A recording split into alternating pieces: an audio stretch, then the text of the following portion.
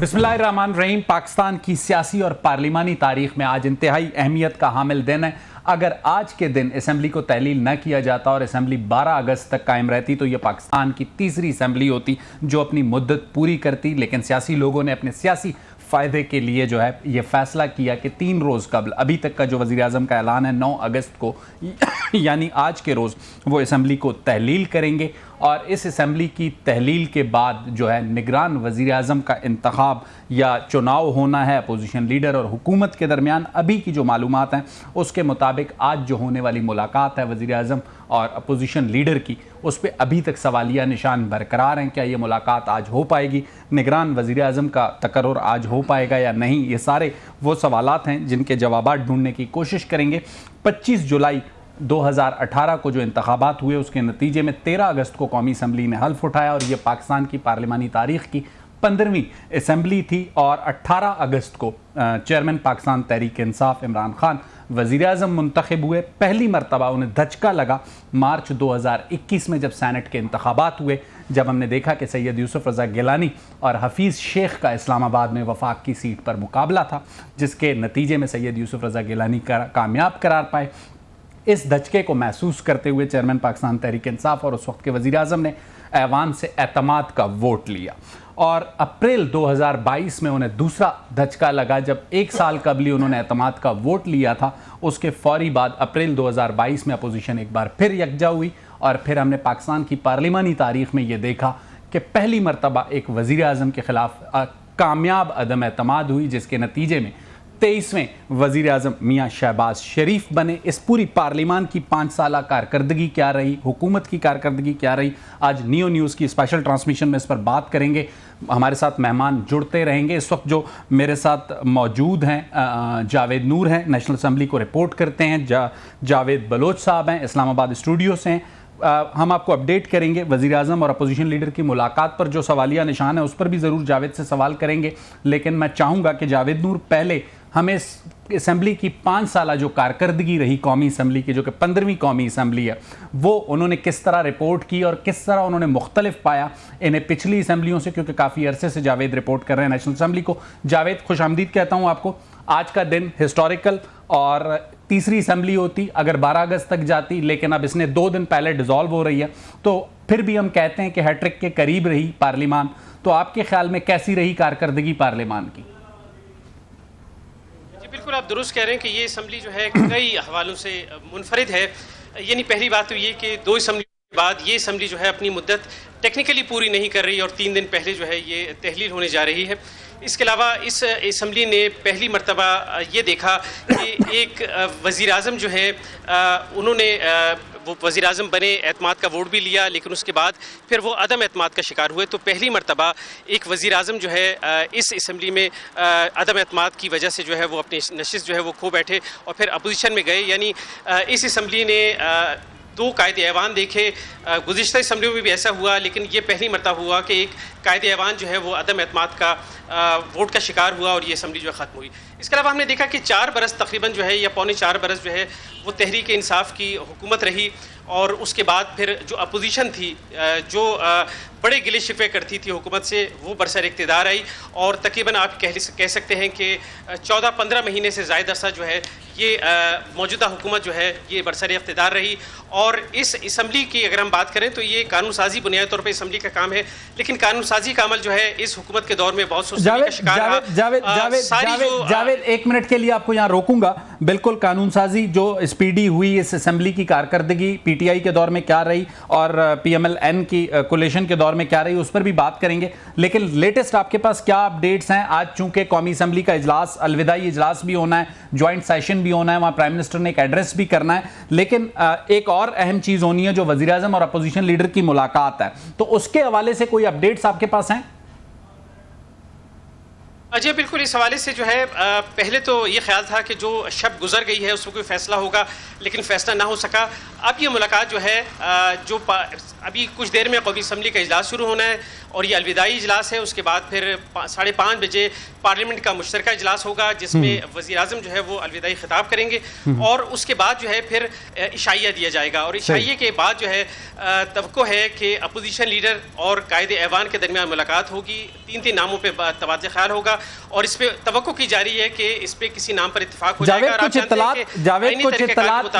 जावेद कुछ इत्तलात ये भी हैं कि ये मुलाकात मुमकिन है कि आज ना हो और अगर असेंबली की तहलील के लिए असम्बली चली जाती है तो 72 घंटे होंगे कायदे ऐवान और अपोजिशन लीडर के पास बैठने के लिए। तो मुमकिन है कि ये मुलाकात अगर आज नहीं हुई तो कल हो सकती है। जी हाँ, बिल्कुल ऐसे ही है। और इसके बाद अगर आप देखें ना कि वो आईनी तरीक़ेकार है, उसके मुताबिक अगर कायदे ऐवान और कायदे हिज़्ब इख्तिलाफ किसी नतीजे पर नहीं पहुँचते तो इसके बाद फिर ये मामला जो है एक पार्लियामानी कमेटी को जाएगा जो 2 अपोजिशन और 2 हुकूमती अरकान पर मुश्तमिल है और अगर वो भी 2 दिन में फैसला नहीं करती तो फिर ये मामला जो है ये इलेक्शन कमीशन को चला जाएगा। लेकिन तवक्को ये की जा रही है कि कायदे ऐवान और कायदे हिज़्ब इख्तिलाफ के दरमियान जो मुलाकात आज रात और अगर आज नहीं तो कल होगी तो उसमें कोई ना कोई नतीजा जो है जरूर निकल आएगा। जावेद इस मरतबा अपोजिशन जावेद आप हमारे साथ ही रहिएगा, सारे मामला तवक्कुआत पर ही चल रहे हैं। जावेद बलोच साहब हमारे साथ हैं। बलोच साहब, हमने जो फिगर्स हमारे सामने हैं, शहबाज शरीफ की बतौर कायदे हिज़्ब इख्तिलाफ जो इजलास में हाजिरी है वो 29% रही, लेकिन फ्रेंडली अपोजिशन का इल्ज़ाम लेने वाले राजा रियाज साहब जो है बतौर अपोजिशन लीडर 35% उनकी हाजिरी रही। तो उन्होंने शहबाज शरीफ साहब को बतौर अपोजिशन लीडर बीट किया। बिलावल भुट्टो जरदारी सबसे ज़्यादा जो बोलने वाले पॉलिटिकल शख्सियत या MNA साबित हुए कौमी असम्बली के। जावेद से भी मैं बात कर रहा था, आप भी इस्लामाबाद को एक्सटेंसिवली रिपोर्ट करते हैं। इस कौमी असम्बली की कारकर्दगी को सबसे पहले कैसे देखते हैं? देखें, शायद असम्बली जो है वो उसने अपनी मुद्दत तो ऑलमोस्ट पूरी कर ली है और ये टेक्निकली जो है वो आज जो असम्बली तरील हो जाएगी। तो जो कारकर्दगी है, आपने देखा कि जो तहरीक इंसाफ का दौर था, जो असम्बली थी, उसमें कानून साजी पर तवज्जो नहीं दी गई। जो कई ऐसे बिल थे जो ऐसे ही पड़े रहे और कई ऐसे काम थे जो ऐसे ही पड़े रहे, लेकिन तहरीक इंसाफ की हुकूमत का जो फोकस था वो सिर्फ अपोजिशन के खिलाफ मुकदमात बनाना, लोगों को चोर चोर कहना और इल्ज़ामात की बौछार करना और अपने जो है वो बदले लेना, ज़ाती गरज के जो है वो सारी चल रही थी। लेकिन जब ये 15 माह का अगर हम देखें, इसका जायज़ा लें तो कितनी कानून साजी हुई है। ये तनकीद जरूर हुई कि एक ही दिन में 25 बिल पास हुए। इस पर बलोच साहब आगे बात करते हैं। आप जो नंबर्स बता रहे थे, जो मेरे सामने कुछ चीज़ें मौजूद हैं वो भी आपसे और नाजरीन से शेयर करूंगा। PTI के दौरे हुकूमत में 126 बिल मंजूर हुए। इससे पहले पाकिस्तान मुस्लिम लीग नून ने गुज़िश्ता असम्बली में 92 बिल मंजूर किए। ये परफॉर्मेंस थी, लेकिन मुल्की तारीख की जो तेज़ तरीन कानून साजी का रिकॉर्ड कायम हुआ वो जो है तकरीबन 4 दिनों में 54 बिल्स मंजूर किए गए, जिनमें से 53 निजी यूनिवर्सिटियों के क़याम से मुताल्लिक थे। तो इसको देखें, जिस तरीके से बिल्डोज किया गया, पाकिस्तान तहरीक इंसाफ गो के अपोजिशन में उन्होंने एतराज़ किया, लेकिन पाकिस्तान पीपल्स पार्टी भी कोई बहुत आइडियल सिचुएशन में नहीं थी। रज़ा रब्बानी हमें एहतजाज करते नजर आए, JUIF के कामरान मुर्तज़ा, नेशनल पार्टी के ताहिर बेज़ंजो, जमात इस्लामी के सेनेटर मुश्ताक और अली अकबर चित्राली साहब। तो हुकूमत ने एक तरीके से आखिरी दिनों में हम देखते हैं कि बुलडोज किया लेजिस्लेशन को। देखें, शायद ये जो इत्तेहाद है हुकूमत का, PTM इत्तेहाद, ये कोई नज़रियाती इत्तेहाद नहीं है। यस, ये मजबूरी थी सबकी और सब ने अपना अपना जो है वो हिस्सा लेना था गवर्नमेंट में और इस हिस्से में जो है वो जितना जिसका शेयर आया उसने लिया।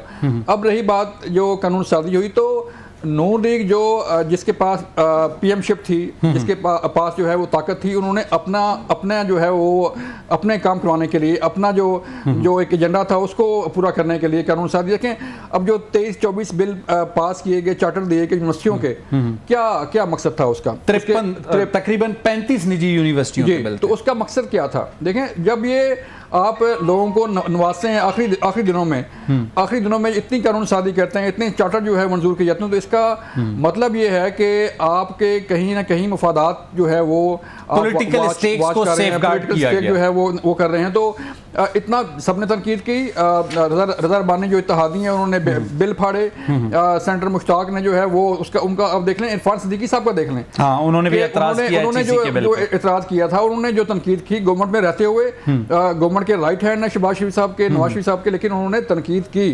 तो मामला ये है कि जब आप चीज़ों को सीरियसली नहीं देखते, जब आप चीज़ों को मफादात की नज़र में देखते हैं कि मैंने अपने मफादात, ठीक है हुकूमतों के मफादात होते हैं, लेकिन बिलडोज करना जो है वो कहीं भी जो है उसको तस्लीम नहीं किया। जावेद नूर हमारे साथ हैं और मतीउल्लाह जान साहब ने भी हमें ज्वाइन कर लिया और अब्दुल्ला हमीद गुल साहब भी हमारे साथ होंगे इस ट्रांसमिशन में। जावेद नूर की तरफ दोबारा एक बार जाना चाहूँगा। जावेद, आज जो कौमी असम्बली का इजलास होना है उसमें सिर्फ प्राइम मिनिस्टर ने अलविदाई खिताब करना है और जो ज्वाइंट सेशन में भी कोई चीज़ें हैं जो लेजिस्लेशन रहती हो, आखिरी दिन जाते जाते हुकूमत निपटा जाए, कोई नया रिकॉर्ड कर जाए, कोई ऐसी चीज़ आपके नॉलेज में है जावेद? जी, आज देखिए जो कुछ देर में कौमी असम्बली का इजलास शुरू होना है तो उसमें जो पार्लिमानी लीडर है वो खिताब करेंगे और आज के इजलास का एक मकसद ये है कि ज़ाहिर के अलविदाई खिताब है और इस खिताब के बाद जब नमाज मगरिब से कबल जो है तमाम अरकान से कहा गया है कि वो मौजूद रहें।